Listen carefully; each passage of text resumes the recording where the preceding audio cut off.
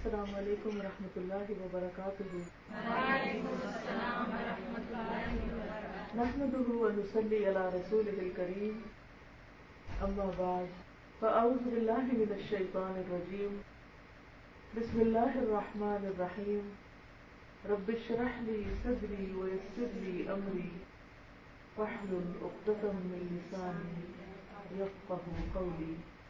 ان الذين يتلون كتاب الله واقاموا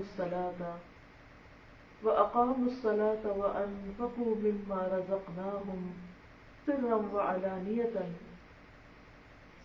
وعلانية يرجون تجارة لن تبور ليوفيهم اجورهم ويزيدهم من فضله انه غفور شكور۔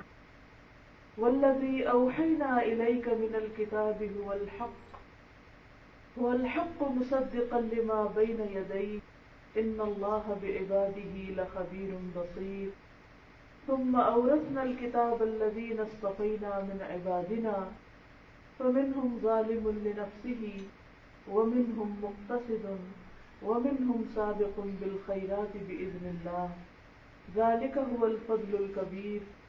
جنات عدن يدخلونها يحلون فيها من أساور من ذهب ولؤلؤا ولباسهم فيها حرير، وقالوا الحمد لله الذي أذهب عنا الحزن إن ربنا لغفور شكور۔ الذي أحلنا دار المقامة من فضله لا يمسنا فيها نصب ولا يمسنا فيها لغوب۔ والذين كفروا لهم نار جهنم لا يقضى عليهم فيموتوا ولا يخفف عنهم من عذابها كذلك نجزي كل كفور۔ وهم يصطرخون فيها ربنا أخرجنا نعمل صالحا غير الذي كنا نعمل أولم نعمركم ما يتذكر فيه من تذكر وجاءكم النذير فذوقوا فما للظالمين من نصير۔ ان اللہ عالم غیب السماوات والارض انہ علیم بذات الصدور۔ صدق اللہ العظیم۔ شروع کرتی ہوں اللہ کے نام سے جو بے انتہا مہربان نہایت رحم فرمانے والا ہے۔ اللہ سبحانہ وتعالیٰ نے یہ دنیا بنائی اور اس میں ہمیں بھیجا۔ ہم سے پہلے بہت کچھ موجود تھا، یہ آسمان و زمین بنائے جا چکے تھے، زمین کے اوپر جتنی چیزیں ہمیں نظر آتی ہیں یہ سب بھی موجود تھی، اور پھر اس کے بعد انسان کو بھیجا گیا، یعنی ایک طرح سے آخری چیز جو تھی وہ انسان تھی، اور اللہ کی ساری مخلوق میں سے بہترین چیز جس نے آ کر اللہ کی بنائی ہوئی چیزوں کو دیکھا، جانا، سمجھا، بوجھا، استعمال کیا۔ آپ سوچئے کہ اگر دنیا میں سب کچھ ہوتا لیکن انسان نہ ہوتے تو کیا ہوتا؟ اس دنیا کا نقشہ بالکل کچھ اور ہوتا۔ یہ ساری چیزیں جو بھی اللہ نے بنائی ہیں اللہ کی فرما برداری کر رہی ہیں۔ اللہ نے اپنی عبادت کے لیے فرشتوں کو بھی پیدا کیا ہے، لیکن انسان کو بھیج کر اللہ نے اس سے دو چیزیں چاہی۔ ایک تو یہ کہ وہ اس کی عبادت کرے، اور دوسرے یہ کہ ان چیزوں کو جو اللہ نے انسان کے لیے بنائی تھی ان کا صحیح استعمال کرے۔ اب آپ دیکھیے کہ اللہ کی عبادت ہر انسان پر لازم ہے، ہاں کوئی کالا ہے یا گورا ہے، کوئی بھی ہے۔ اگرچہ اللہ کی تسبیح کے لیے اللہ کے آگے سجدہ کرنے والی بہت مخلوق ہے، لیکن ان کے پاس کوئی اختیار نہیں، انسان کے پاس چوائس ہے، اختیار ہے، چاہے تو جھکے اور چاہے تو نہ جھکے۔ اللہ تعالیٰ انسان سے صرف یہ نہیں چاہتا کہ وہ جنگلوں میں نکل جائے، دنیا چھوڑ دے اور ہر ایک سے کنارہ کشی کر کے بیٹھ جائے، کہیں جا کے کسی پہاڑ میں گھس جائے یا پھر کسی غیر آباد علاقے میں چلا جائے اور نہ کسی سے ملے، نہ جلے، نہ کچھ کھائے نہ پیے، اور نہ ہی دنیا کا کوئی کام کرے۔ یہ مطلوب نہیں ہے۔ ہمارے دین میں رہبانیت نہیں ہے، لا رہبانیت فی الاسلام۔ رہبانیت کیا ہے؟ دنیا چھوڑ دینا، ترک دنیا کرنا۔ اللہ تعالیٰ ہم سے یہ نہیں چاہتا، جیسا کہ بعض مذاہب میں عبادت کیا ہے کہ آپ شادی نہ کرو، آپ کے بچے نہ ہوں، آپ دنیا کا کوئی کام کاج نہ کرو اور صرف اللہ ہی اللہ کرو۔ ہم سے کیا چاہتا ہے اللہ؟ کہ ہم اللہ اللہ تو کریں، لیکن اس کے ساتھ ساتھ اس دنیا میں اللہ نے جو کچھ بنایا ہے ان چیزوں سے فائدہ بھی اٹھائیں اور ان چیزوں کو صحیح طور پر استعمال بھی کریں۔ اور یہی انسان کا ایک امتحان ہے، اور یہ بڑا ٹیسٹ ہے، بڑا امتحان ہے، کیونکہ جب انسان یا صرف دنیا کا ہو جائے یا صرف دین کا ہو جائے تو نسبتاً آسان ہوتا ہے، لیکن دونوں چیزوں کو ساتھ لے کر چلنا مشکل ہوتا ہے۔ مثلاً آپ شادی نہ کریں، سب کچھ چھوڑ دیں، ایک طرف ہو کے بیٹھ جائیں تو بس ایک ہی کام ہے نا پھر آپ کا۔ لیکن اگر آپ شادی کرتے ہیں، آپ کے بچے ہوتے ہیں، تو پھر شوہر کا بھی حق ہے، بچوں کا بھی حق ہے، اور پھر شادی صرف دو لوگوں کی نہیں ہوتی، اس کے ساتھ دو فیملیز ہوتی ہیں، دو خاندان ہوتے ہیں، اور پھر ان خاندانوں سے مزید آگے خاندان بنتے ہیں۔ ان سب خاندانوں کے ساتھ نبھانا، انسانوں کے ساتھ اچھی طرح معاملہ کرنا، یہ ساری چیزیں انسان سے صبر، ہمت اور سمجھ بوجھ چاہتی ہیں۔ جو انسان اس دنیا میں رہتے ہوئے رشتوں کو بھی نبھائے اور دوسری طرف اللہ کی عبادت بھی کرے، وہی انسان بہترین انسان ہے۔ اسی لیے ہم دیکھتے ہیں کہ جنت میں لے جانے والے کام، اگر مثلا میں آپ سے پوچھوں کہ جنت میں لے جانے والے کام کیا ہیں تو آپ کیا کہیں گے؟ جی کون کون سے جنت میں لے جانے والے کام؟ نیک اعمال۔ مثلا نیک اعمال کون سے ہیں؟ 5 وقت کی نماز، اور والدین کے حقوق، اولاد کے حقوق، اور رشتہ داروں کے حقوق۔ جی اب میں آپ کو بتاتی ہوں کہ حدیث کی روح سے جنت میں لے جانے والے کام کیا ہیں۔ مالک بن مرثد اپنے باپ سے روایت کرتے ہیں، ابو ذر نے کہا، میں نے کہا اے اللہ کے رسول صلی اللہ علیہ وسلم، کون سی چیز بندے کو آگ سے نجات دلاتی؟ فرمایا اللہ پر ایمان لانا۔ انڈرسٹوڈ ہے کہ اللہ نے جب ہمیں پیدا اپنے لیے کیا تو سب سے پہلا کام بندے پر کیا ہے؟ کہ اللہ کو مانے۔ میں نے کہا کہ ایمان کے ساتھ عمل بھی ضروری ہے، کچھ کرنا بھی ہوگا۔ آپ نے فرمایا اللہ نے اس کو جو رزق دیا ہے وہ اس میں سے دے، اللہ نے اس کو جو رزق دیا ہے وہ اس میں سے دے۔ اب اس میں سے دینے کے لیے جیسے قرآن مجید میں آتا ہے وَمِمَّا رَزَقْنَاهُمْ يُنْفِقُونَ، اس میں سے دینے کے لیے کیا کرنا ہوگا؟ پہلا کام کیا ہے؟ رزق کمانا، حلال طریقے سے رزق حاصل کرنا، کیونکہ اگر آپ رزق کماتے نہیں تو خرچ کہاں سے کریں گے؟ تو صدقہ کرنا جو ہے وہ جنت میں لے جانے والے کاموں میں سے ہے۔ انہوں نے کہا کہ اے اللہ کے رسول صلی اللہ علیہ وسلم، اگر وہ فقیر ہو پھر کیا کرے؟ تو کیا اس کے لیے جنت نہیں؟ یعنی اگر وہ دینے کی طاقت نہیں رکھتا، فقیر ہے انسان، تو آپ نے فرمایا وہ نیکی کا حکم دے اور برائی سے منع کرے، یعنی زبان سے صدقہ کرے۔ اس کے لیے کیا کرنا ہوگا؟ نیکی کا حکم دینے کے لیے اور برائی سے روکنے کے لیے سب سے پہلے تو یہ پتا ہو کہ نیکی ہے کیا جس کا آپ دوسرے کو حکم دے رہے ہیں، اور کس چیز کا نام برائی ہے جس سے آپ لوگوں کو روک رہے ہیں۔ یہ علم ہونا بڑا ضروری ہے، اور پھر صرف علم کافی نہیں، اس کے لیے ضروری ہے کہ آپ عمل بھی کریں، عمل کرنا بھی ضروری ہے۔ اب آپ دیکھیے کہ اگر آپ عمل نہیں کرتے تو آپ کسی کو بتانے کے قابل نہیں رہتے، بتانا مشکل ہو جاتا ہے، تو پھر کیا ہوتا ہے؟ تو پھر کیا کرنا ہوگا؟ عمل کرنا ہوگا۔ اگر آپ عمل کریں گے تو پھر ہی آپ کسی کو منع کر سکیں گے۔ تو ابو ذر کہتے ہیں میں نے کہا اے اللہ کے رسول صلی اللہ علیہ وسلم، اگر وہ عاجز ہو، نیکی کا حکم دینے اور برائی سے منع کرنے کی طاقت نہیں رکھتا، کیونکہ بعض اوقات آپ کے پاس علم بھی ہوتا ہے، آپ عمل بھی کر رہے ہوتے ہیں، لیکن کسی کو بتانا بڑا مشکل لگتا ہے۔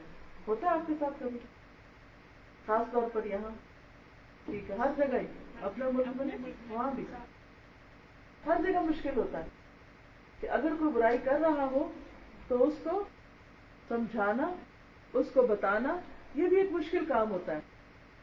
تو پھر کیا ہوا کہ انہوں نے یہ بھی پوچھ لیا. کتنا احسان ہے ابو ذر کا کہ انہوں نے ایسے سوال کیے کہ جس سے ہماری سہولت ہو گئی اور ہمیں نیکی کرنے کے جنت میں لے جانے والے مختلف کام پتہ چل گئے.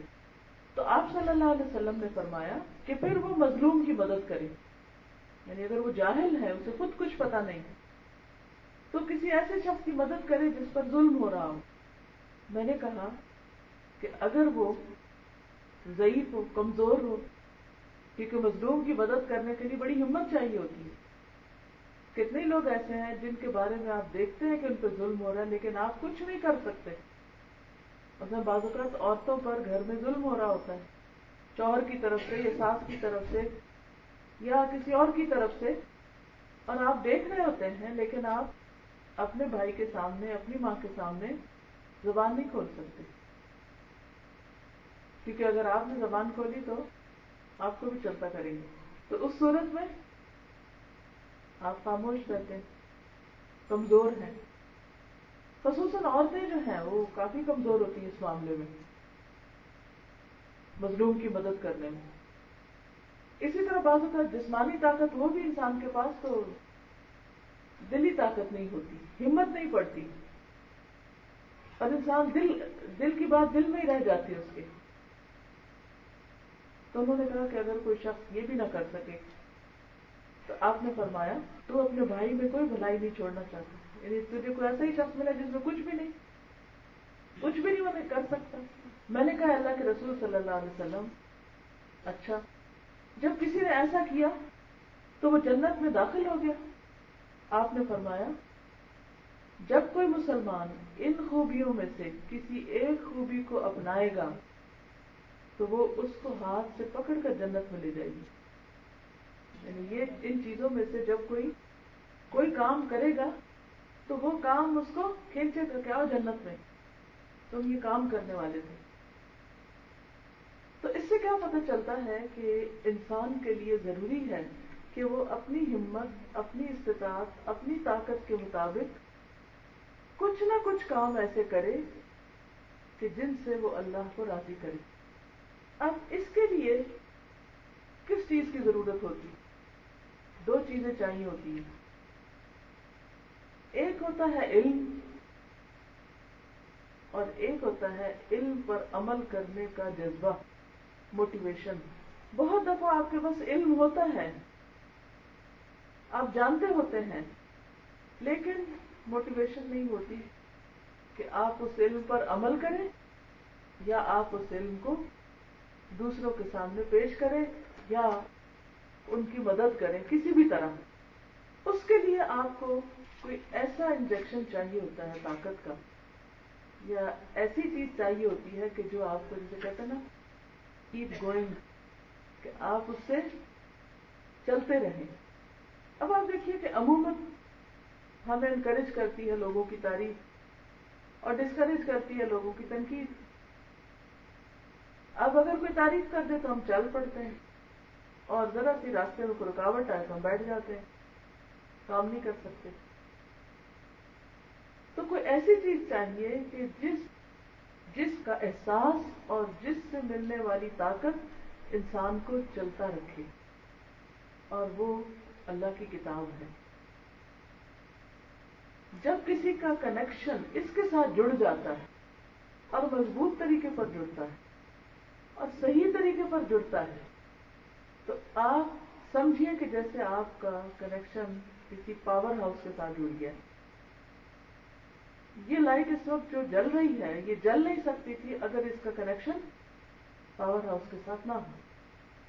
کیونکہ روشنی کے لیے آپ لائٹ کے بلب وغیرہ لگاتے ہیں، پوری وائرنگ کرتے ہیں، فٹنگز کرتے ہیں، بہت سا اہتمام کرتے ہیں، کنیکشن لگاتے ہیں، خریدتے ہیں. لیکن اگر آپ اس کو آن نہیں کرتے، کنیکٹ نہیں کرتے، تو کیا ہوتا ہے؟ آپ اندھیرے میں رہتے ہیں. الحمدللہ اللہ نے ہمیں مسلمان گھرانوں میں پیدا کیا، ہمارے اندر ایمان ہے، شوق ہے، اللہ کی محبت بھی ہے، لیکن اس کے باوجود ہم وہ کرتے نہیں ہیں سب کچھ جو ہمیں کرنا چاہیے، کیونکہ ہمارا کنیکشن پاور ہاؤس سے کمزور ہوتا ہے یا ہوتا نہیں۔ جب آپ اللہ تعالیٰ کی کتاب پڑھنا شروع کر دیتے ہیں اور اس کو سمجھنے لگتے ہیں، اور سمجھنا صرف اتنا نہیں ہوتا کہ آپ اس کو بس پڑھ کے ترجمہ آ گیا آپ کو، بلکہ اس میں غور و فکر کرتے ہیں، دوسروں کے ساتھ ڈسکس کرتے ہیں اور اس کو ڈے ٹو ڈے لائف سے ریلیٹ کرتے ہیں۔ جب آپ ایسا کرنے لگتے ہیں تو پھر کیا ہوتا ہے، وہ چیز آپ کی آنکھیں کھلنے لگتی، آپ کو روشنی ملنے لگتی، آپ کو عمل کے طریقے آنے لگتے ہیں، کیونکہ علم حاصل کرنے کے بعد بھی عمل کے طریقے جاننا اور اس کو لائف کے ساتھ ریلیٹ کرنا یہ بے حد ضروری ہوتا ہے۔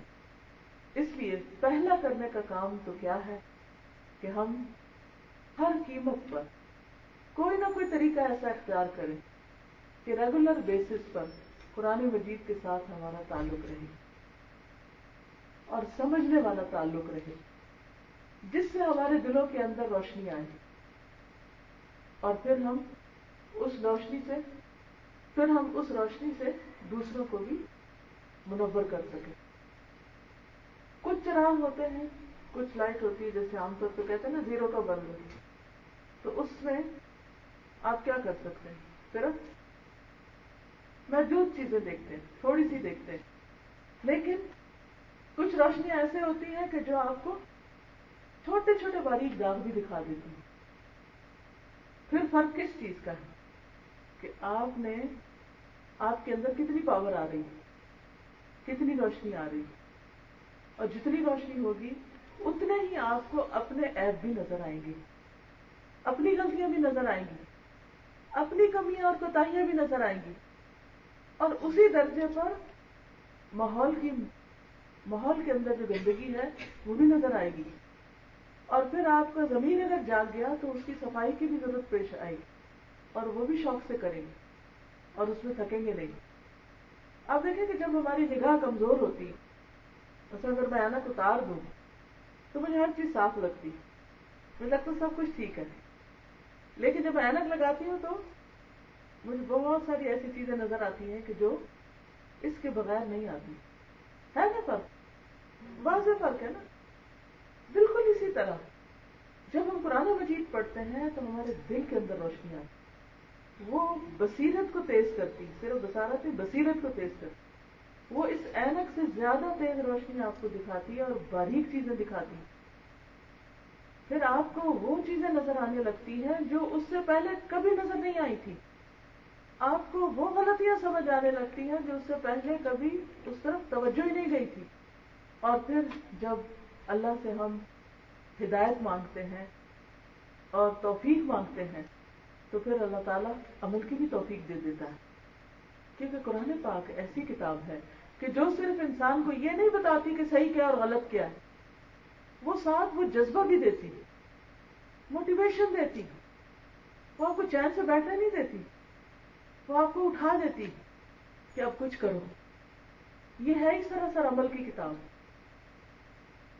اس میں وہ حکم جن میں عمل لکھا ہوا کہ یہ کرو وہ تو ہے ہی، لیکن اس کے ساتھ زیادہ تر وہ حصہ ہے کہ جو آپ کو یہ بتاتا ہے کہ کیسے کرو اور اٹھو اور کچھ کرو، اور اس کا ریوارڈ کتنا زیادہ ہے۔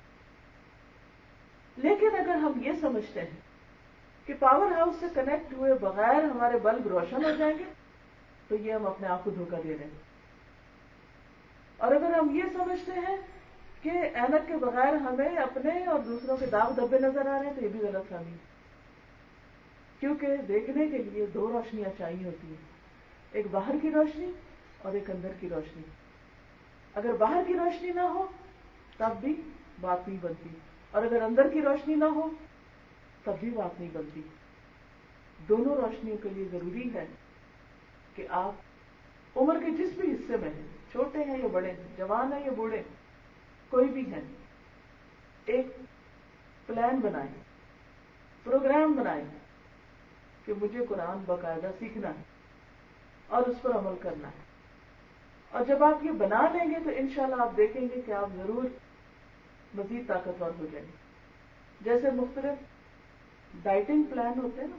اچھا ویسے ایک بات ہے کہ مجھے کبھی ڈائٹنگ لفظ کا مطلب نہیں سمجھ آیا کہ ڈائٹ کا مطلب تو ہوتا ہے خوراک، کچھ کھانا پینا، اور ڈائٹنگ جب کرتے ہیں تو اس کا معنی کیا لیا جاتا ہے؟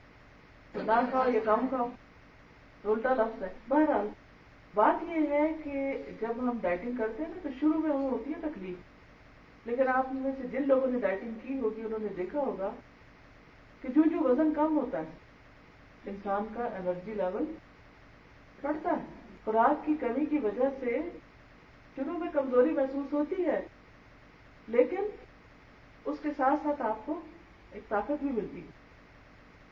اسی طرح جب ہم قرآن مجید شروع کرتے ہیں ڈائٹنگ کرتے ہیں، یعنی اسپرچل ڈائٹ لیتے ہیں، اور کئی جو ہماری خواہشات ہیں ان نیسیسری فوڈ ڈیزائرز کی تکمیل جب وہ چھوڑتے ہیں تو سر درد بھی ہوتا ہے، کمزوری بھی محسوس ہوتی ہے، بوریت بھی ہوتی ہے. لیکن جو اچھا انٹیک لیتے جاتے ہیں، قرآن مجید پڑھتے جاتے ہیں، سمجھتے جاتے ہیں، تو اسپرچولی آپ اسٹرانگ ہوتے جاتے ہیں. اور جب آپ اسٹرانگ ہوتے ہیں تو یہ ہے وہ پاور قرآن مجید کی کہ جو آپ کے اندر وہ انرجی بھر دیتی ہے کہ جس سے عمل آسان ہو جاتا ہے. دیکھیے بحیثیت مسلمان، کس مسلمان کو نہیں پتا کہ 5 وقت نماز پڑھنی چاہیے؟ سب کو پتا نا، جو بھی کوئی مسلمان ہے، چاہے وہ 1 دن کا ہے، چاہے وہ 1 سال کا، چاہے وہ کتنا بھی اس کی عمر گزر گئی اسلام میں، سب کو پتا ہے کہ 5 نمازیں فرض ہم پر. کیا وجہ ہے کہ کچھ لوگ تو پڑھ لیتے ہیں اور کچھ پڑھ ہی نہیں پاتے، ارادے بھی کرتے، سوچتے پھر نہیں پڑھتے؟ کس چیز کی کمی ہے؟ ایمان کی کمزوری ہے نا، موٹیویشن کی کمی ہے. پتہ تو سب کو ہے. اب یہاں قرآن مجید کا رول کیا ہے کہ وہ آپ کو موٹیویشن دیتا ہے، آپ کو ایسا جذبہ دیتا ہے کہ آپ سوئے ہوئے اٹھ جاتے ہیں اور آپ سوتے ہوئے بھی جاگ رہے ہوتے ہیں. ایک طرف سوتے ہوئے بھی آپ غافل نیند نہیں سو سکتے تھے. آپ جب بستر پہ لیٹتے ہیں تو آپ کو پہلا خیال کیا آتا ہے کہ اچھا صبح اٹھنا کب، فجر کیسے پڑھنی ہے، اس کا انتظام کیسے کرنا ہے، کیسے الارم لگانا ہے، کیا طریقہ کرنا ہے. اور خدا نخواستہ کبھی کسی وجہ سے کوئی اونچ نیچ ہو جائے تو انسان پریشان ہو جائے. کیا وجہ ہے کہ اس دل میں پریشانی آئی اور باقی دوسرے دل میں پریشانی آئی کوئی نہیں؟ 2 دلوں میں فرق ہے نا، 2 دلوں کا فرق ہے، اور اس فرق کی وجہ سے پریشانی کا فرق ہے. ایک دل روشن ہے، اس کو چل گیا پتا کتنا بڑا نقصان ہوا میرا، اور دوسرا دل اندھیرا ہے، اس کو پتہ ہی نہیں چلا کیا لٹ گیا، کیا کھو گیا، کیا برباد ہو گیا. کیونکہ حدیث میں آتا ہے کہ جس کی عصر کی نماز فوت ہو جائے گویا اس کا گھر اور گھر والے دونوں ہی تباہ ہو گئے. اگر کسی کے بارے میں یہ نیوز آئے کہ اس کا گھر بھی گر گیا اور اس میں دب کے گھر والے بھی مر گئے ہیں تو آپ ان کے بارے میں کتنا افسوس کریں گے، کتنا دکھ ہوگا، شدید افسوس ہوگا نا. چاہے وہ ہمارے کچھ بھی نہ لگتے ہو، پھر بھی ہم اخبار میں خبر پڑھ کے بھی اس قدر پریشان ہوتے کہ یا اللہ کیا گزری ہوگی ان پر. لیکن کتنے ہی لوگ روزانہ اپنی ایسی ہی بربادی کرتے ہیں لیکن انہیں احساس ہی نہیں کہ ان کا کیا گم گیا، کیا برباد ہوا، کیا کھو دیا انہوں نے، کیا تباہی ہو گئی ان کی. کیوں نہیں پتہ چلتا؟ اندھیرے میں ہے نا، پتہ ہی نہیں چلا.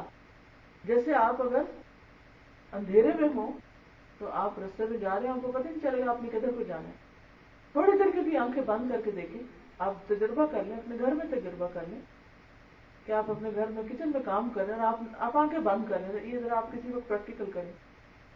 آپ کی اپنی رکھی ہوئی چیزیں آپ نہیں اٹھا سکیں گے، آپ چل بھی نہیں پائیں گے سیدھا. حتیٰ کہ آنکھیں بند کر کے اگر منہ میں اپنا ہی لقمہ دینے لگے تو وہ پتہ نہیں چلتا کہ کدھر ڈال رہے ہیں. اپنا آپ ہی سمجھ نہیں آتا، اپنے ہاتھ دکھائی نہیں دیتے، اپنے جسم کا حصہ دکھائی نہیں دیتا اندھیرے میں.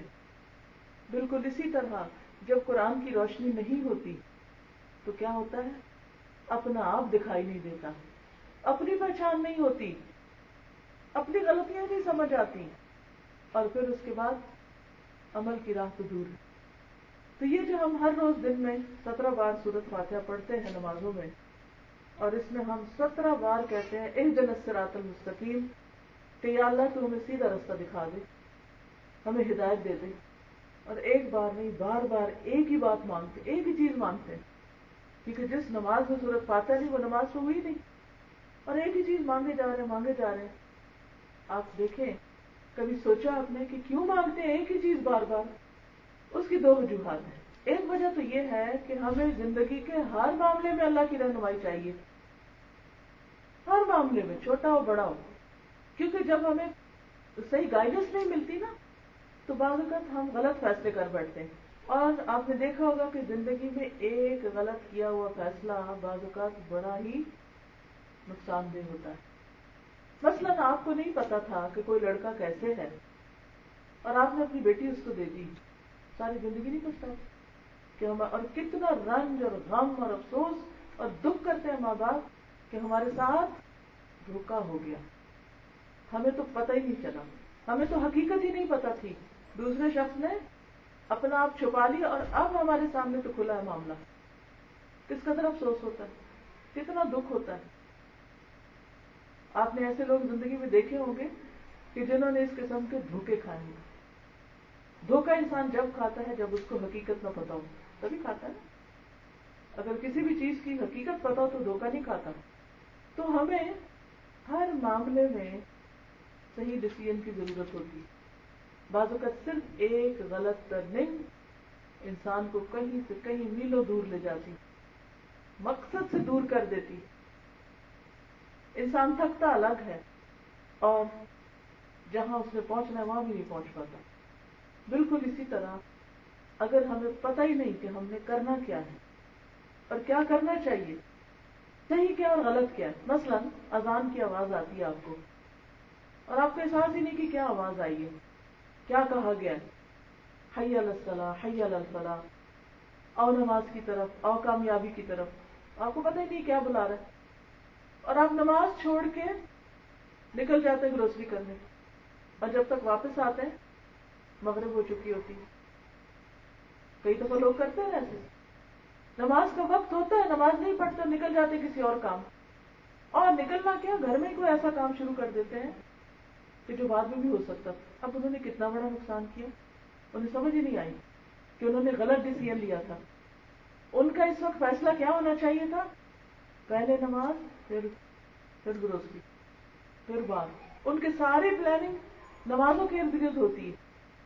لیکن عام طور پر لوگ جب کوئی فنکشن کرتے ہیں، کوئی پارٹی کرتے ہیں، کوئی مہمانوں کو بلاتے ہیں، کہیں جاتے ہیں تو نمازوں کا چارٹ سامنے رکھ کے نہیں بناتے کہ نماز کا کیا ہو.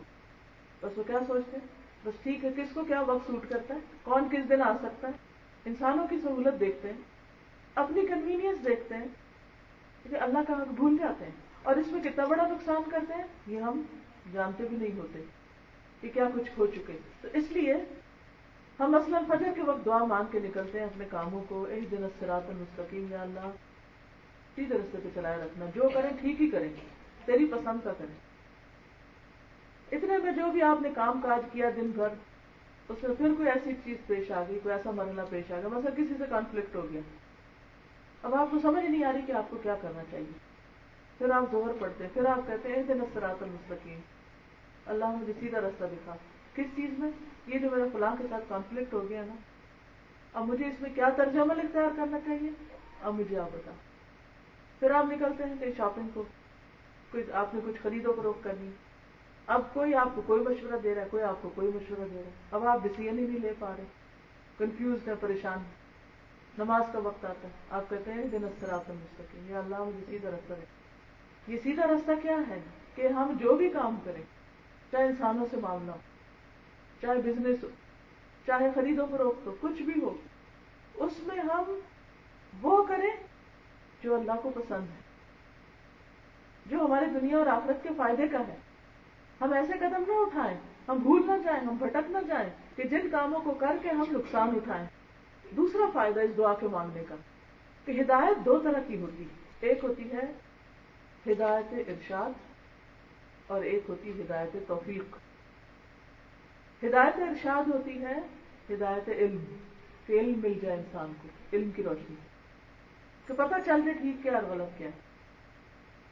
اب کئی دفعہ پتہ چل جاتا ہے ٹھیک کیا اور غلط کیا ہے، لیکن ٹھیک کرنے کی توفیق ہی کوئی نہیں. اسی لیے آپ نے دیکھا ہوگا کہ بہت سے لوگ قرآن پڑھتے ہیں پڑھاتے ہیں لیکن ان کے عمل قرآن کے مطابق نہیں بدلتے. کہاں کمی ہے؟ کس چیز کی کمی ہے؟ انہوں نے آدھی چیز پائی آدھی نہیں پائی. کیا پایا؟ علم تو پا لیا لیکن عمل کی توفیق نہیں ہوئی. تو یہ جب ہم مانگتے ہیں نا دعا اہدنا الصراط المستقیم کہ اللہ ہم کو سیدھا رستہ دکھا، تو ہم مثلا کیا مانگ رہے ہوتے ہیں کہ اللہ وہ دل میں تو ہمیں ہے کہ کیا کرنا چاہیے لیکن ہمیں توفیق بھی دے دے کہ ہم نے کرنا کیا ہے. جو ہمیں کرنا ہے وہ ہم کر سکیں. کرنا کیا تو پتہ چل گیا، لیکن جو ہمیں کرنا چاہیے وہ ہم کر جائیں، وہ ہو جائے. اب دیکھیں کئی دفعہ بچوں کو پتا ہوتا ہے ایگزام ہے، آپ انہیں بار بار یاد دلاتے تمہارا امتحان ہے، پڑھو پڑھو پڑھو، پڑھتے کبھی ادھر نکل جائیں گے کبھی ادھر نکل جائیں گے. امتحان ان کا ہے اور بخار آپ کو ہے. کیا فرق ہے؟ ان کو کیوں نہیں بخار چڑھا، آپ کو کیوں چڑھ گیا؟ ان کو پتا نہیں کہ وہ کیا نقصان کر رہے ہیں، ان کو نہیں پتا. اور ہمیں تھوڑا سا پتا ہے نا کہ انہوں نے نہیں پڑھا تو یہ کتنے دھکے کھائیں گے اور ان کو کتنی تکلیف ہوگی. اور باپ کے مقابلے میں بھی ماں کو زیادہ تب چڑھتی کہ ماں ہے نا، ماں کی محبت باپ کی محبت سے زیادہ ہوتی ہے. وہ بچے کو دکھی نہیں دیکھ سکتی، وہ بچے کو پریشان نہیں دیکھ سکتی. دونوں کے رویے میں بڑا فرق ہوتا ہے. اچھا اللہ تعالیٰ ہم سے کتنا پیار کرتے ہیں 70 ماں سے بڑھ کر. کیا وہ نہیں چاہے گا کہ میرا بندہ سیدھے راستے پہ چلے، ٹھیک کام کرے، وہ کرے جو اس کی دنیا بھی سنوارے اور اس کی آخرت بھی سنوارے؟ اس سے بڑھ کر ہمیں کوئی پیار کرنے والا نہیں، اس سے بڑھ کر کوئی ہمیں راستہ دکھانے والا نہیں، اس سے بڑھ کر کوئی ہمارا خیر خواہ نہیں. لہذا اگر ہم ساری دنیا کی سنتے رہیں لیکن اللہ کی نہ سنیں تو اس میں اپنا ہی نقصان ہے. اس لیے بہت ضروری ہے کہ ہم میں سے جو لوگ قرآن کے ساتھ نہیں جڑے، یعنی ابھی پڑھنا شروع نہیں کیا، وہ کسی نہ کسی طرح، چاہے ہفتے میں 1 دن، چاہے مہینے میں 1 دن، 2 ہفتے میں 1 دن، ہفتے میں 2 دن، ہفتے میں 3 دن، 4 دن، 5 دن، جیسے تیسے جو بھی ہو کہیں نہ کہیں پڑھنا شروع کر دیں. اگر ناظرہ ٹھیک نہیں اس کو ٹھیک کرنا شروع، اس کی بھی برکت ہے. ایک حرف پڑھنے کی 10 نیکیاں، اور پھر اس کو سمجھنا بھی شروع کر دیں، تھوڑا تھوڑا کر دیں. اچھا کوئی چیز ہوتی ہے نا وہ روکے ہوئے ہوتی ہے، اچھا آج کریں گے، کل کریں گے، اگلے ہفتے کریں گے، پھر کریں گے، اچھا کریں گے، اگلا سال تو آئے ذرا، پھر تو ضرور کریں گے. بچے ذرا اسکول چلے جانا، ابھی تو سمر ٹائم ہے ابھی نہیں، پھر کریں گے. بہت سے بہانے کرتے ہیں ہم، لیکن سچ پوچھے تو کرنا پھر بھی نہیں جب تک اللہ توفیق نہ دے. تو اللہ سے توفیق مانگے. اور ایک چیز یہ ہے کہ مثلا اپنے آپ سے کہیں کہ مثلا ہفتے میں 1 گھنٹے یا 2 گھنٹے میں سب سے ہی غائب ہوں، میں کسی کی بھی کچھ نہیں، بس میں نے اپنے پڑھنا ہے اپنا. تو اللہ تعالیٰ آپ کو 2 گھنٹے دے دے گا. نہ آپ کا کھانا پکنا رکے گا، نہ ملاقات، کچھ بھی نہیں ختم ہوگا، سب کچھ چلے گا. بس صرف 2 گھنٹے وہ نکال لیں، 2 دن نکال لیں، 1 دن، 2 ہفتہ اتوار، 2 دن مثلا سیٹرڈے سنڈے، یا کوئی بھی جو آپ کو سوٹ کرتے، اس میں اتنا ٹائم بس کہیں کہ بس میں جا رہی ہوں، میں پڑھ رہی ہوں. جہاں لوگ پڑھتے ہیں آپ بھی جا کے شامل ہو جائیں، کسی سے طریقہ پوچھیں. ایک پلان بنائیں. جب تک ایک پلان نہیں بنائیں گے اس وقت تک آپ کر نہیں سکتے. میں خود کو اپنے آپ کا حساب کرتی رہتی ہوں کہ جیسے کسی کام میں مجھے کوئی کام میں نے کرنا ہوتا بڑا ضروری ہے تو کر نہیں پاتی تو میں سوچتی ہوں اچھا فلانا کام کیسے کیا تھا میں نے، اپنے آپ سے حساب کرتی ہوں فلاں کیسے کیا تھا، اچھا اس کے لیے میں نے یہ کیا تھا. مثلا اگر اس وقت میں یہاں نہ آتی تو میں گھر میں ہوتی تو کچھ نہ کچھ چھوٹا موٹا کر رہی ہوتی، کچھ انسان لگا ہی رہتا ہے نا کچھ نہ کچھ. اور میں زیادہ نسرین کو کہہ دیتی کہ بھئی میں تو مصروف ہوں، اور ہوں مصروف، یہ نہیں کہ پارے ہوں، لیکن جب ٹائم نکالا، سوچا، ارادہ کیا، نیت کی تو اللہ نے بھی توفیق دے دی اور یہ وقت آپ کے ساتھ گزارنے کا موقع مل گیا. ورنہ نہیں آ سکتی. مشکل ضرور ہوتا ہے، ہمت کرنی پڑتی ہے، لیکن ہو سکتا ہے، کچھ بھی ناممکن نہیں. تو اس لیے جن لوگوں نے ابھی تک پڑھنا نہیں شروع کیا وہ تو پڑھنے کا کوئی طریقہ سوچیں، اور جنہوں نے پڑھنا شروع کر دیا وہ اپنے لیے کیا مانگے کہ یا اللہ اس کو آسان کر دے اور ہمیں عمل کی توفیق دے دے، عمل کرنا آسان کر دے، کہ جو لفظ بھی پڑھیں اس پر ہم عمل کرنے والے بنیں. کیونکہ یہ جو علم اور عمل کا فاصلہ ہے نا یہ بڑی مشکل سے کم ہوتا ہے. یہ ایسے ہی ڈائٹنگ پلان، جیسے جسم پھیل جائے نا تو پھر اس کو کم کرنا مشکل کام ہوتا ہے اور اس کے لیے بڑے ارادے اور ہمت کی ضرورت ہوتی ہے اور محنت کی ضرورت ہوتی ہے، اور اس کے لیے ہم کہتے ہیں ٹائم نہیں ہے، ٹائم نہیں ہے، ٹائم نہیں ہے، اچھا کر لیں گے، پھر کر لیں گے، اور وہ نہیں ہوتا جب تک کہ واقعی سچا پکا ارادہ نہ کرے، بہانے ڈھونڈتا رہتا ہے انسان۔ تو بہرحال چند آیتیں میں نے آپ کے لیے سلیکٹ کی تھی، تمہید کے بعد میں ان کا مختصر سا ترجمہ اور وضاحت کر دیتی ہوں تاکہ آپ کو یہ پتہ چل جائے کہ اللہ تعالیٰ اس بارے میں کیا فرماتے ہیں۔ اللہ تعالیٰ فرماتے ہیں ان الذین یتلون کتاب اللہ، بے شک وہ لوگ جو اللہ کی کتاب پڑھتے ہیں، اس کی تلاوت کرتے ہیں، اور تلاوت کا اردو میں ہم مطلب صرف قرات لیتے ہیں، راگ لگا کے پڑھنا، جبکہ عربی میں تلاوت جو ہوتی ہے اس میں معنی خود بخود آ جاتا ہے۔ تلا یتلو تلون کا معنی ہوتا ہے کسی چیز کو فالو کرنا، یعنی اس طرح پڑھنا کہ معنی سمجھ میں آئے۔ تو ان الذین یتلون کتاب اللہ قاموا الصلاۃ،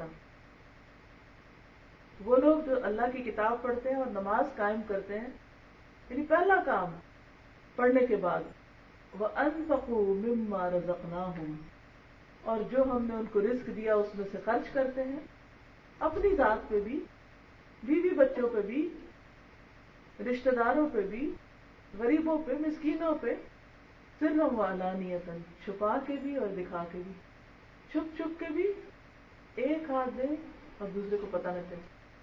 آپ کو پتہ ہے کہ ایسا شخص کتنا مضبوط ہے، اس کا کردار کتنا مضبوط ہے جو چھپا کے صدقہ کرتا ہے، چھپا کے نیکی کرتا ہے، وہ پہاڑوں سے، دریاؤں سے، ہواؤں سے زیادہ مضبوط ہے جو ایک ہاتھ سے دے اور دوسرے کو پتہ نہ چلے۔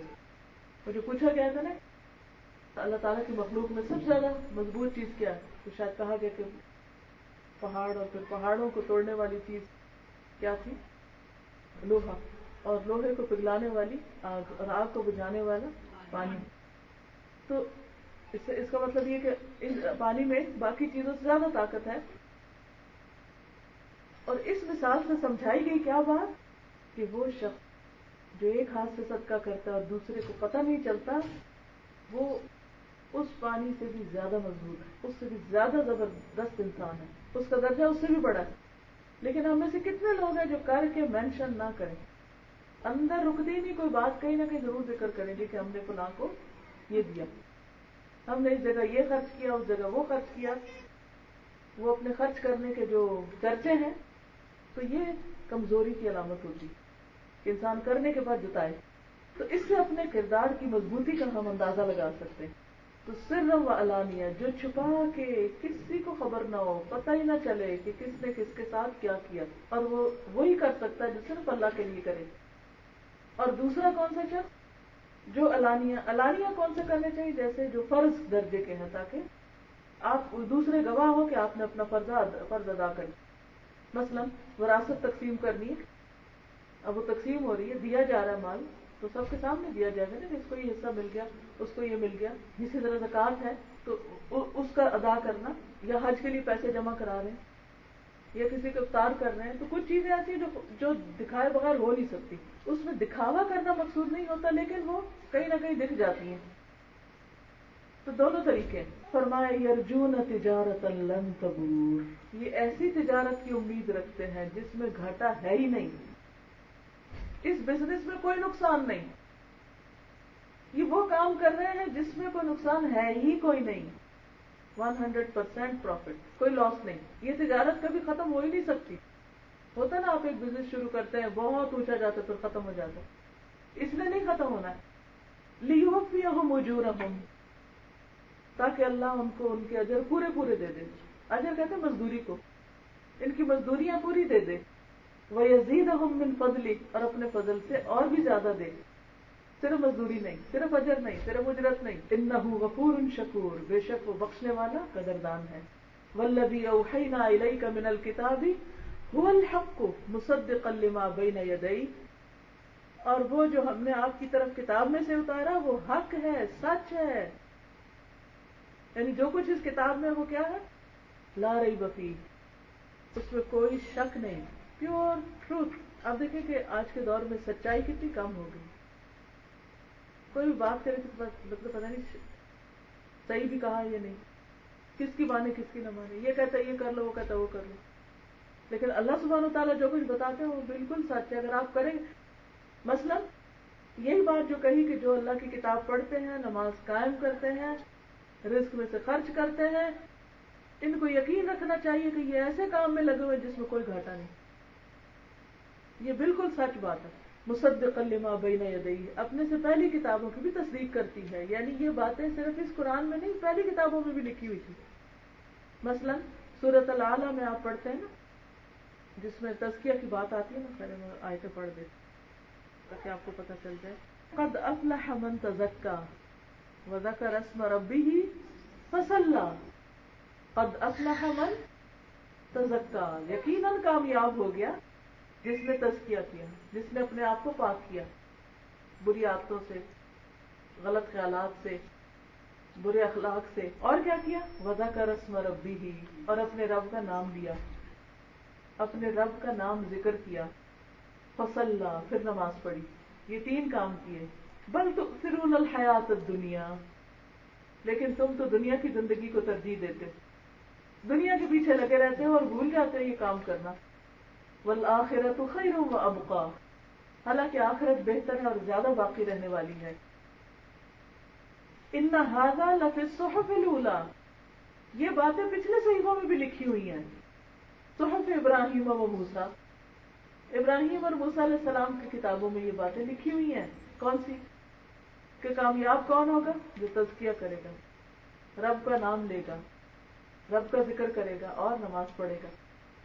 تو یہ کتاب آپ کو وہی باتیں بتاتی ہے جو پہلے بھی بتائی گئی ہیں، ان کو کنفرم کرتی.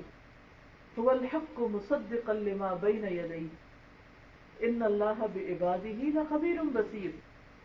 بے شک اللہ اپنے بندوں کی خبر رکھنے والا ہے، ان کو دیکھنے والا ہے. ثم اورثنا الکتاب الذین اصطفینا من عبادنا، پھر وارث بنایا ہم نے اس کتاب کا اپنے بندوں میں سے ان کو جن کو ہم نے چن لیا. ان کے ہاتھ میں دی یہ کتاب جنہیں اللہ نے چن لیا. گویا جن کو اللہ توفیق دے دے اس کتاب کو پڑھنے کی، سمجھنے کی، اس کو آگے پھیلانے کی، وہ اللہ کے چنے ہوئے بندے ہوتے ہیں. لیکن اس کے بعد بھی، اس ٹائٹل اور آنر کے ملنے کے بعد بھی خطرہ ہے. فَمِنْهُمْ ظَالِمٌ لِنَفْسِهِ، ان میں سے بعض اپنی جان پہ ظلم کرتے ہیں، اس کا حق ادا نہیں کرتے، صحیح سے پڑھتے نہیں ہے، سمجھتے نہیں ہے، اس پر عمل نہیں کرتے یا اسے آگے نہیں پہنچاتے. وَمِنْهُمْ مُقْتَصِدٌ، کچھ درمیان کی راہ چل رہے ہیں. آپ نے دیکھا ہوگا کہ کچھ لوگ قرآن پڑھ کے بھی ویسے کورے کے کورے رہتے ہیں جیسے پہلے تھے، کوئی فرق نہیں پڑتا ان کو. کچھ ایسے ہوتے ہیں جو تھوڑا بہت ان میں تبدیلی آ جاتی، بیچ بیچ میں رہتے ہیں، نہ برائی کرتے ہیں زیادہ اور نہ ہی کوئی بہت بڑی نیکی کرتے ہیں، بس ٹھیک ہے جو کنوینئنٹ ہو کر لیتے ہیں. اور تیسرے کون ہے؟ وَمِنْهُمْ سَابِقٌ بِالْخَيْرَاتِ بِإِذْنِ اللَّهِ، جو نیکیوں میں اللہ کے فضل سے آگے بڑھ جانے والے، دوڑ لگانے والے.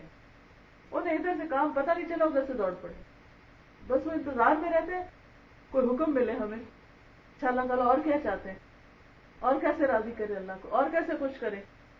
ذالک هو الفضل الکبیر، یہ ہے بہت بڑا فضل کہ جس کو یہ توفیق ہو جائے کہ جو شوق سے اللہ کی بات سنے اور شوق سے اس پر عمل بھی کرنا چاہے. ایسے لوگوں کو کیا ملے گا؟ جنات عدن، ہمیشہ کی باغ، جنت عدن ملے گی. یدخلونہا، جس میں وہ داخل ہو جائیں گے، کچھ تو بغیر حساب کے داخل ہو جائیں گے. ظاہر دوڑ رہے تھے، دوڑتے دوڑتے جنت میں بھی آگے آگے چلے جائیں گے، نیکیوں میں دنیا میں جو آگے آگے. یحلون فیہا من اساور من ذہب، وہاں ان کو سونے کے کنگن پہنائے جائیں گے. ولؤلؤا، اور موتیوں کے، یعنی موتی اور سونے کے ملا کر زیورات ان کو پہنائے جائیں گے، اس سے ان کو آراستہ کیا جائے گا. دنیا میں تو سونا بہت ہی مہنگا ہو گیا. وَلِبَاسُهُمْ فِيهَا حَرِيرٌ، اور ان کا لباس اس میں ریشم کا ہوگا، سلک کا ہوگا.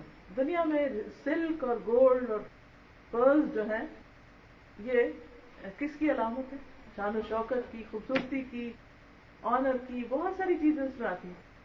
تو وہاں یہ سب کچھ میسر ہوگا انسان، کیونکہ دنیا میں کام کرتے رہے وہاں اللہ تعالیٰ آرام کرائے گا. لیکن جو دنیا میں آرام کرتے رہے وہاں پر مشقت ہو سکتی. وَقَالُوا الْحَمْدُ لِلَّهِ الَّذِي أَذْهَبَ عَنَّا الْحَزَنَ، کہیں اللہ کا شکر جس نے ہم سے غم کو دور کر دیا، ساری مشکلات دور کر دی. إِنَّ رَبَّنَا لَغَفُورٌ شَكُورٌ، بے شک ہمارا رب بڑا بخشنے والا قدردان ہے. اس نے ہمارے گناہ بھی معاف کر دیے اور ہماری نیکیوں کی قدردانی کی. ہم نے جو ٹوٹے پھوٹے کام کیے اس نے ہمیں بڑی عزت دی اس کی وجہ سے. تو اصل بات تو یہ ہے کہ انسان اللہ کی طرف دوڑے، شوق رکھے، محبت رکھے. الذی احلنا دار المقامہ، اللہ نے ہمیں ہمیشہ کے گھر میں لا اتارا جس میں کوئی موت نہیں، کوئی تھکاوٹ نہیں، کوئی بوریت نہیں، کسی قسم کی کوئی پریشانی نہیں. لا یمسنا فیہا نصب، یہاں میں کوئی تھکاوٹ لاحق نہیں ہوگی. ولا یمسنا فیہا لغوب، اور نہ ہی کسی قسم کی بوریت، اکتاہٹ. دنیا میں کیا ہوتا ہے کہ آپ بعض اوقات ہالیڈیز میں بھی جاتے ہیں، وہاں بھی بور ہو جاتے ہیں، چلو گھر چلتے ہیں بس کافی. لیکن جنت میں کوئی تھکے گا نہیں، کوئی بور نہیں ہوگا، کوئی اکتائے گا ہی نہیں. لا یبغون عنہا حولا، اس سے وہ کوئی ہٹنا چاہے گا ہی نہیں. والذین کفروا، اور وہ لوگ جنہوں نے کفر کیا، لہم نار جہنم، ان کے لیے جہنم کی آگ ہے. لا یقضى علیہم فیموتوا، ان کا فیصلہ نہ کیا جائے گا کہ وہ مر ہی جائیں، کیونکہ موت تو ذبح کر دی جائے گی. جو جنت میں چلا گیا جنت میں، جو جہنم میں گیا جہنم میں. اب موت آئے گی نہیں. جس کو آرام اور راحتیں مل گئی وہ بھی ہمیشہ کی، اور جس کو تکلیف ہے تو وہ بھی ہمیشہ کی. ولا یخفف عنہم من عذابها، اور جہنم کے عذاب میں سے کچھ ٹمپریچر کم بھی نہیں کیا جائے گا. جو بھی ٹارچر ہے اس کو ذرا 1 ڈگری بھی تھوڑا نہیں ہوگا، بلکہ بڑھتا ہی جائے گا. جیسے قرآن پاک میں آتا نا، فلن نزیدہم الا عذابا، ہم ان کے عذاب میں ہی اضافہ کرتے جائیں گے، مصیبت بڑھتی ہی جائے گی. کذالک نجزی کل کفور، یہی بدلہ ہے ہر ناشکرے کا، ہر کافر. اس لیے کتنا ضروری ہے کہ یہ چند سال کی بات ہے، صرف اس دنیا کی تھوڑے دنوں کی بات ہے، اس میں پڑھ لیں، عمل کر لیں، محنت کر لیں، اوروں کو بھی اس راستے پہ لانے کی کوشش کریں، اور پھر ہمیشہ ہمیشہ کا آرام کریں. وَهُمْ يَسْتَرِخُونَ فِيهَا، اور وہ اس پہ چیخیں ماریں گے، آرام سے نہیں بیٹھیں گے، چیخیں چلائیں گے. ربنا اخرجنا منہا، اخرجنا، ربنا اخرجنا، اے رب ہمیں سے نکال باہر، ہم باہر نکلنا چاہتے ہیں. فریادیں کریں گے، نعمل صالحا، ہم اچھے کام کریں گے. اب وعدہ، اب ہم نیکیاں کر کے آئیں گے، غیر الذی کنا نعمل، ان کاموں کے علاوہ جو ہم کرتے تھے. اب ہم نہیں دوبارہ وہ غلطی کریں گے. تو اللہ تعالیٰ ہم کی چیخیں سن کے ان کو باہر نہیں نکالیں گے. اللہ تعالیٰ فرمائیں گے، اولم نعمرکم، کیا ہم نے تم کو عمر نہ دی تھی 40 سال، 50 سال، 60 سال، 70 سال. ما یتذکر فیہ من تذکر، کہ جس میں جو نصیحت پکڑنا چاہتا وہ نصیحت پکڑ سکتا تھا. بڑے موقع دیے، بڑے چانسز دیے، بڑے بڑے حالات سے گزارا، تم نے توبہ بھی کی، تم نے معافیاں بھی مانگی، تم پلٹے بھی اور پھر واپس چلے گئے. تم نے ارادہ بھی کیا، نیت بھی باندھی اور پھر کام نہ کیا. اب مہلت ختم، وقت گزر گیا، اب پلٹ نہیں سکتے. وجاءکم النذیر، اور آیا تمہارے پاس ڈرانے والا. تمہیں ڈرانے والے بھی تھے، تمہیں خبردار کرنے والے بھی تھے، تمہیں بتانے والے ہی تھے. تم نے کسی کی نہ سنی، کسی کی نہ مانی اور کچھ نہ کیا. فذوقوا فما للظالمین من نصیر، تو چکھو، ظالموں کے لیے کوئی مددگار نہ ہوگا. اب ظالموں کی کوئی بھی مدد نہیں کرے گا، جو ظالم اپنی جان پہ ظلم کرتے رہے. دیکھیں جب ہم اللہ کا حق نہیں دیتے نا تو ہم اپنے اوپر بھی ظلم کر رہے ہوتے ہیں اور بندوں پہ بھی ظلم کر رہے ہوتے ہیں. ان اللہ عالم غیب السماوات والارض، بے شک اللہ غیب جانتا ہے آسمانوں اور زمین کے. انہ علیم بذات الصدور، وہ سینوں کے بھید بھی جانتا ہے. نہ صرف یہ، اب آپ دیکھیں اللہ کے علم کی وسعت. ایک طرف آسمانوں کا علم ہے، زمین کا، زمین کے اندر جو کچھ ہے، اور دوسری طرف ہمارے سینے کے اندر جو خیالات ہیں وہ بھی اس کو پتا ہے. کہ یہ سب کچھ سن کے ہم نے کوئی ارادہ کیا پڑھنے پڑھانے کا یا نہیں، کچھ سیکھنے سکھانے، وہ بھی اس کو پتا ہے. یا واٹ نیکسٹ، کیا سوچ رہے ہو، یہ بھی اس کو پتا ہے. بندوں سے نہیں ہے ہمارا معاملہ، یہ میرے ساتھ نہیں، کسی انسان کے ساتھ نہیں. بتانے والے تو بتاتے ہی رہیں گے، یا دہانی کرانے والے کراتے رہیں گے. یہ ہم سب کو سوچنا چاہیے کہ ہم نے اپنے لیے کیا پلان کیا، کون سا پروگرام کیا. اس وقت آپ دیکھیں کہ لوگوں کے پاس ہر طرح کے پلانز ہوتے ہیں. کوئی ڈائٹنگ کے پیچھے لگا ہوا، کوئی ایکسرسائز کے پیچھے لگا ہوا ہے، کوئی کچھ اور کمپیوٹر سیکھ رہا ہے، کوئی کچھ سیکھ رہا ہے، کوئی اپنی سرٹیفکیشن کے لیے کیا کیا کر رہا ہے، بھاگ رہے ہیں. باہر نکلے تو صحیح، سڑکوں پہ جگہ نہیں ملتی گاڑی چلانے. کیوں نہیں ملتی جگہ؟ ہر کوئی نکلا وہ دوڑ رہا ہے نا، ہر کوئی کہیں نہ کہیں جا رہا ہے. کہاں جا رہے ہیں؟ کدھر جا رہے ہیں؟ دنیا کے پیچھے، اللہ کے. کتنی گاڑیاں جو مسجد جا رہی ہوتی، کتنی گاڑیاں جو کسی قرآن پڑھنے کے لیے کسی کلاس میں کسی اسکول میں جا رہے ہوتے، اور کتنے لوگ ہیں جو صرف سیر و تفریح، پھرنا، گھومنا، اس کو مل اس کو مل وقت گزار رہے ہیں بس. یا دنیا کمانے کے لیے جاتے ہیں، کما لیتے ہیں تو پھر خرچ کرنے خریدنے چلے جاتے ہیں، خرید لیتے ہیں تو پھر بنانے سنوارنے لگتے ہیں. جب وہ کر چکتے تو پھر آنے جانے کے سلسلے ہو جاتے ہیں، اور دین اور اللہ کی بات اور عبادت سب پیچھے رہ جاتا ہے. تو ہم سب کو اپنے لیے سوچنا ہے. اللہ تعالی ہمیں عمل کی توفیق عطا فرمائے. وآخر دعوانا ان الحمد للہ رب العالمین. سبحانك اللهم وبحمدك نشهد ان لا اله الا انت نستغفرك ونتوب الیک. ایک کتاب ہے فضائل قرآن مجید، پتہ نہیں ہے یا نہیں، لیکن اگر کہیں سے ملے تو یہ ضرور پڑھیے.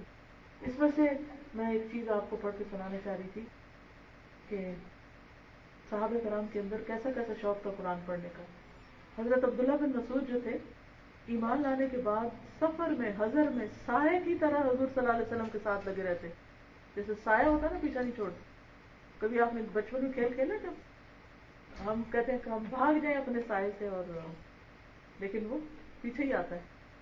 تو سائے کی طرح لگے رہتے تھے اور قرآن مجید سیکھنے میں گہری دلچسپی لیتے. ایک رات دوران نماز اونچی آواز میں تلاوت کر رہے تھے. نبی صلی اللہ علیہ وسلم مسجد تشریف لائے، کھڑے ہو کر تلاوت سنتے رہے. پھر صحابہ کی طرف متوجہ ہو کر فرمایا، جسے یہ بات پسند ہو کہ وہ قرآن مجید کو اسی لہجے میں پڑھے جس میں نازل ہوا ہے، تو عبداللہ بن مسعود کی قرات کا انداز اپنائے. یعنی یہ کلوزسٹ ہے قرآن پڑھنے میں. عبداللہ بن مسعود اپنے بارے میں فرماتے تھے، اللہ کی قسم جس کے علاوہ کوئی دوسرا الہ نہیں، اسی کے فضل و کرم سے مجھے قرآن مجید کی ہر آیت کے بارے میں علم ہے، وہ کہاں نازل ہوئی، اس کا شان نزول کیا ہے. جب مجھے پتہ چلتا کہ فلاں شخص قرآن مجید کے بارے میں مجھ سے زیادہ معلومات رکھتا ہے تو میں اس کی خدمت میں حاضر ہو کر علم حاصل کرنے کی کوشش کرتا، وہیں پہنچ جاتا. حالانکہ وہ خود حضور صلی اللہ علیہ وسلم کے ساتھ رہے لیکن پھر بھی مزید سیکھتے تھے. عبداللہ بن عمر کے بارے میں آتا ہے کہ قرآن مجید حفظ کرنے کے بعد رات بھر میں سارا قرآن ختم کر لیتے. نبی صلی اللہ علیہ وسلم نے انہیں فرمایا، مجھے ڈر ہے تمہاری عمر لمبی ہوگی اور عمر بھر پابندی کرنی مشکل ہوگی، لہذا مہینے میں ایک بار قرآن ختم کیا کرو، کیونکہ بوڑھے ہو کر یہ نہیں کر سکو گے. تو اللہ تعالیٰ کو وہ عمل پسند ہے جو مسلسل کیا جائے. میں نے عرض کیا، یا رسول اللہ میں اس سے زیادہ طاقت رکھتا ہوں. فرمایا اچھا 10 دن میں ختم کرو. کہا نہیں میں اس سے زیادہ طاقت رکھتا ہوں. اچھا، کہا اچھا 7 دن میں کر لو. کہا میں اس سے زیادہ کر سکتا ہوں. تو آپ نے مزید کم کرنے کی اجازت نہ دی. ہم میں سے کتنے لوگ ہیں جو 7 دن میں قرآن مکمل کرتے ہیں؟ پورا شہر چھان مارے، ہمارے پاس وقت ہی نہیں پڑھنے کا. اکرمہ ایمان لانے کے بعد دن رات قرآن کی تلاوت میں مشغول رہتے. قرآن مجید اپنے چہرے پہ رکھ لیتے اور فرماتے، میرے رب کی کتاب، میرے رب کا کلام، اور پھر اللہ کے ڈر سے رونے لگتے کہ اتنی بڑی نعمت، اتنی بڑی دولت، اور ہماری کتاب تو دور ہی رکھی رہتی ہے، اداس ہی رہتی ہوگی. کب آتا ہے وہ آتا ہے. کب اس کو فرصت ملتی ہے دنیا کے سارے کاموں سے کہ میری طرف بھی کسی وقت متوجہ ہو جائے. اسی طرح اسید بن حضیر ہیں، رات کی تنہائی میں خوبصورتی سے قرآن پڑھنا شروع کر دیتے. ایک رات تلاوت کر رہے تھے کہ آسمان سے روشن قندیلیں اترتی ہوئی نظر آئیں. جب حضور صلی اللہ علیہ وسلم کو بتایا تو آپ نے فرمایا، یہ فرشتے تھے جو تمہاری تلاوت سننے کے لیے آسمان سے نازل ہوئے. اگر تم روکتے نہ اور پڑھتے رہتے تو بالکل قریب آ جاتے اور تم اپنی آنکھوں سے ان کو دیکھ بھی سکتے تھے. تو بہرحال اس میں بہت سارے اور واقعات بھی ہیں. میں ریکمینڈ کروں گی کہ کتاب پڑھیں. اس کے علاوہ جن آیات کی میں نے تلاوت کی ہے ان کی کیسٹ بھی ہے، نفع من تجارت. اس میں نے بہت ڈیٹیل کے ساتھ ان آیتوں کو ایکسپلین کیا. آپ وہ بھی لیکچر سن سکتے ہیں، انٹرنیٹ سے سن سکتے ہیں، C D, I don't know کون سی کیسٹس کی بکس یہاں پر آئی ہوئی ہیں. لیکن یہ ہے کہ انشاءاللہ تعالیٰ جب آپ سننا شروع کریں گے، خود پڑھنا شروع کریں گے، آپ کے اندر وہ روشنی آئے گی، وہ موٹیویشن آئے گی کہ کسی کو آپ کو آ کے اٹھانا نہیں پڑے گا کہ کچھ کرو. آپ کا اپنا دل چاہے گا، بلکہ آپ دوسروں کو بتانے والے ہو جائیں گے انشاءاللہ. وآخر دعوانا الحمدللہ رب العالمین. یہ ہے سب کے پاس مسنون دعائیں. یہ ایسا ہے کہ اس میں قرآن مجید کی اور مسنون دعائیں ہیں. جیسے آپ سفر میں ہوتے ہیں نا، سفر میں دعائیں قبول ہوتی ہیں، پھر ہمیں یاد نہیں رہتا کہ ہم کیا پڑھیں اور کیا نہ پڑھیں. تو یہ اگر آپ بیگ میں رکھ لیں تو جیسے آپ اپنی جاب پہ جا رہے ہیں، کام پہ جا رہے ہیں، تو راستے میں یہ دعائیں پڑھتے جائیں. ان کا اردو اور انگلش دونوں ٹرانسلیشن. تو یہ انشاءاللہ لذیذ آپ لوگ اس میں سے پڑھیں گے. اور تہجد کے وقت اگر آپ کو اللہ تعالیٰ جاگنے کی توفیق دے، اگر رمضان آ رہا ہے تو رمضان میں آپ افطار کے وقت بیٹھ کے اس کو پڑھ سکتے ہیں، سحری کے وقت پڑھ سکتے ہیں، نمازوں کے بعد پڑھنے کی عادت ڈالیے. حج عمرے پہ جائیں تو ساتھ رکھیے، تو انشاءاللہ یہ آپ کے لیے بہترین زاد راہ ہوگی. صوت القرآن ہمارے اسٹوڈنٹس ہیں کچھ، ضرور ان سے ریکویسٹ ہے کہ ریفلیکشن. ہاں جی ضرور. السلام علیکم. مجھ سے پوچھا گیا تھا کہ کیوں الہدا سے وابستہ قائم کرنا ہے. میں نے کہا ٹھیک ہے الحمدللہ. کیوں؟ آپ ہی کے شہر میں جو مسجد ابو بکر ہے، وہاں بہنوں کی فلاح و بہبود کے لیے ایک بہت ہی اچھا پروگرام شروع ہوا ہے جو تقریباً 3 مہینے ہو گئے اس کو چلتے ہوئے. وہ ہے قرآن کی سمجھ کے لیے. قرآن کی سمجھ کے لیے یہ خاص پروگرام جاری ہے. اگر میں اس کا جواب دوں کیوں جانا ہے، کیوں کا جواب دیتے ہوئے تو بہت لمبی لسٹ بن جائے گی. اس لیے اس لمبی چوڑی لسٹ کو چھوڑ کر آپ خواتین ماشاءاللہ تعلیم یافتہ ہیں، کچھ ڈگری ہولڈرز بھی ہیں. آپ سب جانتی ہیں کہ دین حق کو سمجھنا، اس پر عمل کرنا کوئی کھیل نہیں. سوائے ایسی کتاب کے جو اللہ کی طرف سے فرقان بن کر آئی ہے، ہمیں سیدھی راہ کون دکھائے گا بغیر اس کے؟ کیا ہمارے اسکول، ہمارے گھر، ہمارا کینیڈین انوائرمنٹ، وہاں سے ہم یہ اسلامی تعلیم لے سکتے ہیں کیا؟ اس کو مد نظر رکھتے ہوئے میں نے یہ کورس، اللہ کی رحمت ہوئی تو میں نے کہا جی نسرین صاحبہ میں بھی آ رہی ہوں، پلیز مجھے بھی لے لیجیے آپ. کیونکہ میں جانتی ہوں کہ بوند بوند دریا بڑھتا ہے. پھر دین کا علم تو ایک ایسا گڑھا ہے جو آپ آخری دم تک لبریز نہیں کر سکتے. اس کی گواہ ہمارے ڈاکٹر صاحبہ یہاں موجود ہیں، اور مجھے انشاءاللہ مجھے پورا یقین ہے کہ وہ مجھ سے متفق ہوں گی. ان کی نا ختم ہونے والی محنت کا صلہ ہماری نظروں کے سامنے ہے. پھر ہم کیوں نہ جب بھی، جو بھی، جیسے بھی کوئی علم کی روشنی نظر آئے تو ہم اس کی طرف نہ لپکیں. میرا خیال ہے ہمارا فرض بن جاتا ہے کہ لپکو اور ایسی روشنی کی کرن کو اللہ کی رحمت جان کر میری پیاری بہنوں اپنی نجات کا ذریعہ بنا لو.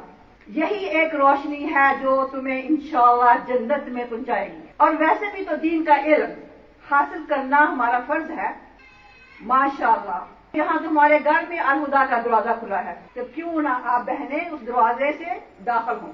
اپنی ہی زبان میں، اردو زبان میں ڈاکٹر صاحبہ کی تفسیر ملتی ہے جو دل میں گاڑ بنائے کہیں نہیں جاتی. ایسا گہرا اثر چھوڑ کے جاتی ہے کہ آپ کو بہت سی مشکلوں سے نجات دیتی ہے. آخرکار یہ آپ کو چھوڑے بغیر نہیں جاتی. پھر قرآن کے لفظی معنی، تجوید، قاری صاحب کی تلاوت سننے میں بھی آتی ہے. یہ نہیں بلکہ فہم کے لیے ان لیسنز کے باہر فہم کے لیے بھی ایڈڈ اسباب موجود ہوتے ہیں. غور و فکر کے لیے سوالات کو بھی وقت دیا جاتا ہے. اگرچہ بہت سی بہنوں کے گھروں میں ڈاکٹر صاحبہ کی ٹیپس، قرآن کے کیسٹس بھی موجود ہیں، گھر بڑے پڑے ہیں، لیکن کتنی بہنوں کو ڈیلی پابندی سے ان کو وقت ملتا ہے کہ ان کو سن سکیں. کتنوں کو یہ اختیار ہے کہ اتنے بڑے خزانے کے ملکہ ہونے کے باوجود بھی آپ محروم رہیں. اگر آپ محروم ہیں تو آئیے میری بہنوں ابو بکر میں جو کورس ہو رہا ہے شامل ہو جائیے. ایک نہ شد، دو شد، ایک تو نہ ختم ہونے والے کاموں سے تھوڑی سی دیر کے لیے رخصتی ملے گی، دوسرے آج کا کام کل پر نہ چھوڑنا، اس میں بھی آپ کو مدد ملے گی، بہنوں سے میل ملاپ ہوگا، خدا اور رسول رضامندی خدا حاصل ہوگی، قرب رسول ہوگا، اور سب سے بڑی بات اس زندگی میں اطمینان قلب حاصل ہوگا، جس کو دن رات ہم ڈھونڈنے کی کوشش کرتے ہیں۔ گھر میں اور کسی ادارے میں ٹیپس کا سننا یا علم کا حاصل کرنا ایسا ہی ہے جیسے اسکول کا کورس ہم بغیر استاذہ کی نگرانی سے گھر میں بیٹھے بیٹھے کہیں میں نے کورس کر لیا، مجھے استاذی کی ضرورت نہیں، اللہ اللہ خیر صلی اللہ، میں نے اس سے کافی کچھ جان لیا۔ نہیں، یہ پریشانی دور کرنے کے لیے ہمیں ایک رہنما کی ضرورت ہے، اینڈ وہ رہنما آپ کو فہم کو مختلف طریقوں سے بتائے گا۔ الحمدللہ یہ سب کچھ آپ کو آپ کے فہم کے لیے، آپ کی ہدایت کے لیے الخدا میں ملے گا انشاءاللہ۔ اور یہ میرا مقصد تھا کہ ہم جو بہنیں جا سکتی ہیں الحمدللہ کوشش کریں اور وہاں پہنچ جائیں۔ اگر میں جا سکتی ہوں تو میرا خیال انشاءاللہ all the young ones can go as well۔ السلام علیکم۔ صدف بھی کچھ کہنا چاہتی ہیں۔ السلام علیکم ورحمۃ اللہ۔